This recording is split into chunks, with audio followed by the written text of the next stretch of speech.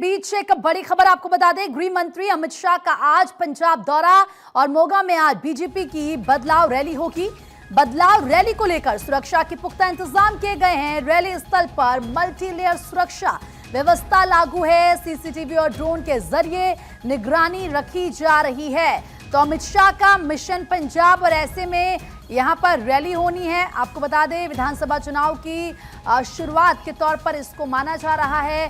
और देखिए किस तरीके से बेरोजगारी और आर्थिक ठहराव पर फोकस होगा, कानून व्यवस्था को लेकर फोकस होगा, ड्रग माफिया, माइनिंग माफिया और भ्रष्टाचार जैसे अहम मुद्दे हैं जिनको यहां पर रखा जाएगा। तो ये बैठक काफी ज्यादा इंपॉर्टेंट और इसी के साथ आप देखिए, क्योंकि ये रैली दरअसल होनी है, बदलाव रैली इसका नाम रखा गया। उनका पंजाब दौरा बेहद खास। इस वक्त हमारे सहयोगी डॉक्टर थानेश्वर जुड़ चुके हैं हमारे साथ। डॉक्टर थानेश्वर, बीजेपी की बदलाव रैली और रैली को अमित शाह संबोधित करेंगे और सीधा सीधा यहां पर तमाम वो मुद्दे हैं, चाहे हम कानून व्यवस्था की बात कर लें, हम ड्रग सिंडिकेट की बात कर लें या सुरक्षा के लिहाज से बात कर लें, कितना इंपॉर्टेंट है गृह मंत्री का ये दौरा और ये बदलाव रैली?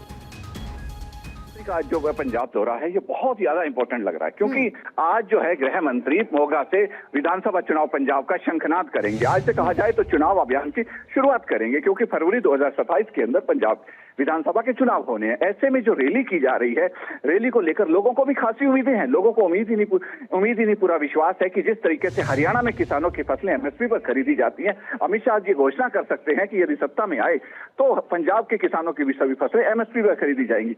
दूसरा, जिस तरीके से पंजाब की रग रग में नशा फैलता जा रहा है, उस नशे को लेकर भी लोगों को उम्मीद है कि बीजेपी नशे पर अंकुश लगाने के लिए भी कुछ विशेष घोषणा करेगी। इसके साथ जिस तरीके से गैंगवार लगातार बढ़ता जा रहा है, एक के बाद एक गैंगवार होते जाते पंजाब में, शायद ही कोई दिनों जिस दिन गैंगवार ना होता हो, इसको लेकर भी लोगों को उम्मीद है कि अमन एवं शांति रहेगी पंजाब के अंदर। ऐसा कुछ बीजेपी प्रबंध करेगी, क्योंकि डबल इंजन की सरकार है। डबल इंजन की सरकार आने से जिस तरीके से हरियाणा का चहुमुखी विकास हो रहा है, उस तरीके पंजाब का भी चहुमुखी विकास होगा। अब लोगों को उम्मीदें बहुत हैं, लेकिन आज अमित शाह आकर क्या क्या घोषणाएं करते हैं, किस तरीके से करते हैं, क्या करते हैं, वो देखना भी बाकी होगा। 1:30 बजे रैली है।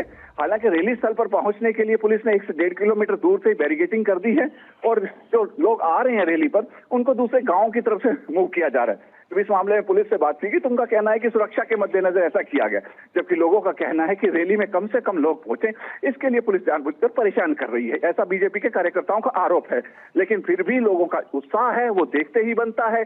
पंजाब के कोने कोने से लोग यहाँ पर आ रहे हैं। इसके साथ साथ जो पंजाब का हरियाणा का पार्ट लगता है, वहां से भी बहुत से कार्यकर्ता यहाँ पर अपने प्रिय नेता अमित शाह को सुनने के लिए आ रहे हैं। 1:30 बजे जब अमित शाह आएंगे, उसके बाद देखना है कि वो क्या क्या घोषणाएं कर सकते हैं, जो पंजाब के लोगों को जो उम्मीदें हैं, वो उम्मीदों पर कितना खरे उतरते हैं। जी, विकास को लेकर भी बड़े ऐलान संभव माने जा रहे हैं कि अगर बीजेपी की सरकार आती है तो फिर किस तरीके से वहां पर काम किया जाएगा, क्या विजन इसको लेकर होगा, क्या उम्मीद जताई जा रही है कि कितनी संख्या में लोग आएंगे आज इस बदलाव रैली में? क्योंकि ये बीजेपी के लिए भी देखने वाली बात होगी कि लोग उनको कितना यहाँ पर सुनने के लिए पहुंचते हैं। और पंजाब पर तो कह सकते हैं कि नजर है ही भारतीय जनता पार्टी की, और जिस तरीके से वहां पर आम आदमी पार्टी की सरकार है, हमने देखा है जब दिल्ली में आम आदमी पार्टी की सरकार थी उस वक्त कितनी आक्रामक बीजेपी थी। अब बीजेपी की सरकार है यहाँ दिल्ली में, तो वहीं दूसरी तरफ पंजाब में देखना ये होगा कितनी संख्या में लोग पहुंचेंगे। क्या जानकारी मिल रही है इसको लेकर? देखिए, 80,000 के करीब यहाँ पर पंडाल में जो कुर्सियां लगाई गई हैं और 1.5 लाख लोगों के आने की संभावना जताई जा रही है बीजेपी के नेताओं द्वारा। बीजेपी के नेताओं का कहना है कि पंजाब के कोने कोने से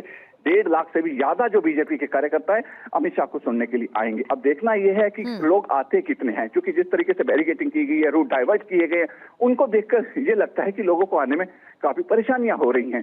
तो लेकिन लोगों का उत्साह है कि वो कहीं ना कहीं रूट से निकलकर रैली स्थल तक पहुंच रहे हैं। अब बीजेपी कार्यकर्ताओं का जो उम्मीद है कि आज 1 लाख से ऊपर यहाँ पब्लिक आ सकती है। अभी 1:30 बजे रैली शुरू होनी है। अभी तक 30 से 35 हजार की भीड़ यहाँ हो चुकी है और भी लगातार लोगों का आना लगा हुआ है।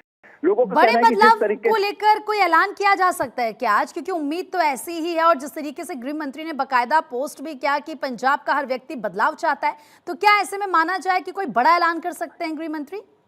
देखिए, अभी गृह मंत्री का बड़ा ऐलान करना इतना नहीं लग रहा। जो राजनीतिक सूत्रों से निकल कर आ रहा है कि अभी अमित शाह कोई बड़ा ऐलान नहीं करेंगे, लेकिन अभी उसका कोई ना कोई हिंट जरूर देके जाएंगे आज की रैली में कि किस तरीके से बदलाव किया जाएगा, क्या कुछ बदलाव किया जाएगा।